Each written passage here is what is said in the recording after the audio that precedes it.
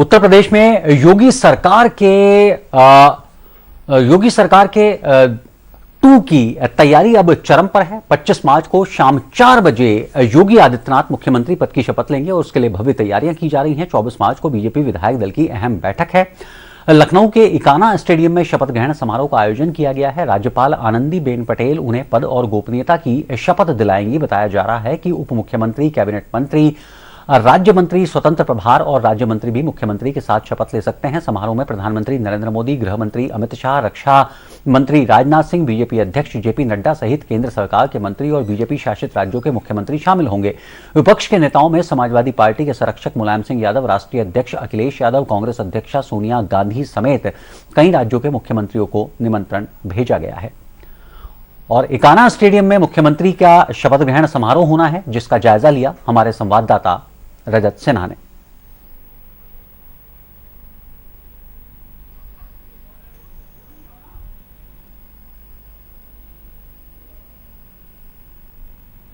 और ताजा अपडेट के लिए हमारे साथ जुड़ चुके हैं हमारे संवाददाता संजीव सिंह, राजधानी लखनऊ से। संजीव, शपथ ग्रहण को लेकर किस तरह की तैयारियां आप देख पा रहे हैं?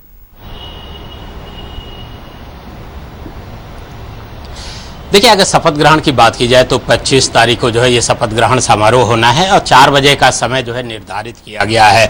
और ये कहा जा सकता है कि इसमें जो है सभी जितने भी राजनीतिक दल हैं, चाहे वो विपक्षी क्यों ना हो, उनको भी बुलाया गया है, उसमें इन्वाइट किया जा रहा है। और जहाँ तक अटल बिहारी वाजपेयी अंतर्राष्ट्रीय इकोना स्टेडियम की बात की जाए तो इसकी कैपेसिटी जो है करीब 50,000 लोगों के बैठने की है। इसके अलावा अगर मैदान की बात की जाए तो 10 से 15,000 लोग और बैठ सकते हैं, यानी कि टोटल जो है 70,000 लोग जो है उस शपथ ग्रहण समारोह में भाग ले सकते हैं। अगर सुरक्षा की बात की जाए तो सुरक्षा के भी व्यापक इंतजाम किए गए हैं। स्थानीय पुलिस फोर्स के साथ ही जो है पीएससी की भी तैनाती की गई है। इसके अलावा जो है रूट डाइवर्जन भी किया जा रहा है। और आपको मैं बताना चाहूंगा कि करीब 12,000 गाड़ियों की व्यवस्था की गई है।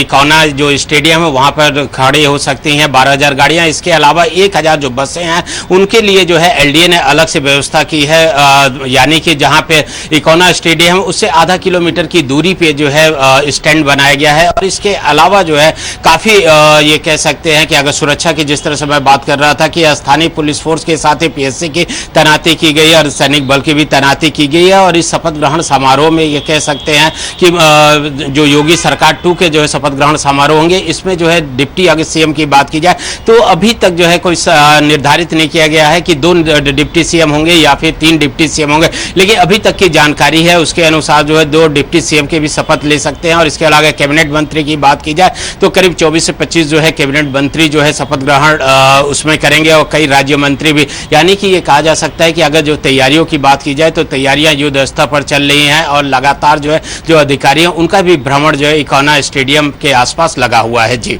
संजीव, आप बने रहिए हमारे साथ। उत्तर प्रदेश विधान परिषद चुनाव के लिए बीजेपी ने 30 उम्मीदवारों की सूची जारी की है। बदायूं से वागीश पाठक, सीतापुर से पवन सिंह चौहान, इटावा से प्राशु दत्त द्विवेदी, रायबरेली से दिनेश प्रताप सिंह, बलिया से रविशंकर सिंह पप्पू को टिकट दिया गया है। विधान परिषद की 36 सीटों के लिए चुनाव के नामांकन की आखिरी तारीख 21 मार्च है। समाजवादी पार्टी पहले ही अपनी लिस्ट जारी कर चुकी है। आपको बता दें कि विधान परिषद के चुनाव के लिए वोटिंग 9 अप्रैल को होगी और 12 अप्रैल को नतीजे आएंगे।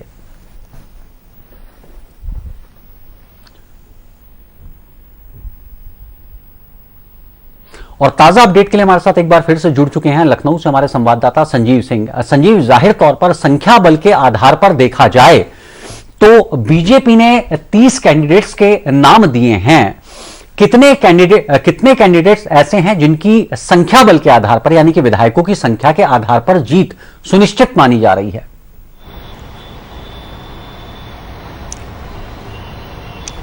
देखिए, जो एमएलसी का ये चुनाव होने वाला है और इसके नामांकन यानी कि 36 जो है एमएलसी पद के लिए नामांकन होने वाले, जिनमें कि 30 पदों के लिए आज नामांकन की आखिरी तिथि है, जबकि 6 सीटों के लिए जो है कल नामांकन की आखिरी तिथि है। सबसे अहम चीज ये भी मैं आपको बताना चाहूंगा कि भारतीय जनता पार्टी ने जो है सूची अपनी जारी कर दी और समाजवादी पार्टी ने भी अपनी सूची लगभग जारी कर दी है 3600 एमएलसी की। और जिसमें कि अगर भारतीय जनता पार्टी की बात की जाए तो भारतीय जनता पार्टी ने जो है है समाजवादी पार्टी के गढ़ यानी कि मैनपुरी और आजमगढ़ की बात की जाए तो आजमगढ़ से वर्तमान जो विधायक है उनके बेटे को जो है एमएलसी का टिकट दिया है। और इसके अलावा अगर मैनपुरी की बात की जाए तो वहां से भी यादव प्रत्याशी को चुनावी मैदान में उतारा है। और इसमें सबसे बड़ी चीज ये होता है कि जो एमएलसी का चुनाव होता है उसमें जो है मेयर, पार्षद और इसके अलावा जो है ग्राम प्रधान, ग्राम और इसके अलावा जो है निर्वाचन क्षेत्र के जो भी लोग होते हैं यानी कि ब्लॉक प्रमुख कह सकते हैं वो दे सकते हैं इसमें वोटिंग, विधायक दे सकते हैं, सांसद दे सकते हैं और जो वर्तमान में जो कि वहां पे रहने वाले जो एमएलसी होते हैं वो इसमें जो है अपनी वोटिंग कर सकते हैं। तो ये काफी अहम चुनाव होता है और ये भी कह सकते हैं कि ये चुनाव में जो है सत्ता का चुनाव कहा जाता है। लेकिन कहीं ना कहीं समाजवादी पार्टी भी जो है इस बार के जो चुनाव है यानी कि एमएलसी के जो नामांकन आज और कल जो है आखिरी तिथि, आज जो है 30 सीटों के लिए होनी है जबकि 6 सीटों के लिए कल नामांकन की आखिरी तिथि है और 9 तारीख को एक साथ ही जो है 36 सीटों के लिए जो है मतदान होगा और इसके अलावा 12 तारीख को जो है मतगणना होगी। तो उसमें देखना ये होगा कि किसके विजय होती है। लेकिन जिस तरह से मैंने बताया कि जो सत्ता पक्ष होता है कहीं ना कहीं वो हावी होती है और जिस तरह से ये कहा जा सकता है कि इस बार जो है भारतीय जनता पार्टी ने जो है जाति समीकरण को देखते हुए अपने प्रत्याशियों को चुनावी मैदान में उतारा है। वहीं अगर समाजवादी पार्टी की बात की जाए तो समाजवादी पार्टी ने सबसे ज्यादा जो है यादव प्रत्याशियों को चुनावी मैदान में उतारा है और इसको लेकर जिस तरह से अभी भारतीय जनता पार्टी ने भी कटाक्ष किया था, इसके अलावा अंदरूनी लड़ाई भी ये कह सकते हैं कि निकलकर सामने आ रही है कि एक ही जाति के लोगों को क्यों सबसे ज्यादा जो है प्रत्याशी घोषित किया गया है। तो कहीं ना कहीं इसका फायदा जो है भारतीय जनता पार्टी भी उठा सकती है और जिस तरह से सपा छोड़ के जो लोग भारतीय जनता पार्टी में शामिल है उनको भी जो है भारतीय जनता पार्टी ने जो है चुनावी मैदान में उतारा है। जी जी, इस तमाम बातचीत और जानकारी के लिए आपका बहुत बहुत शुक्रिया।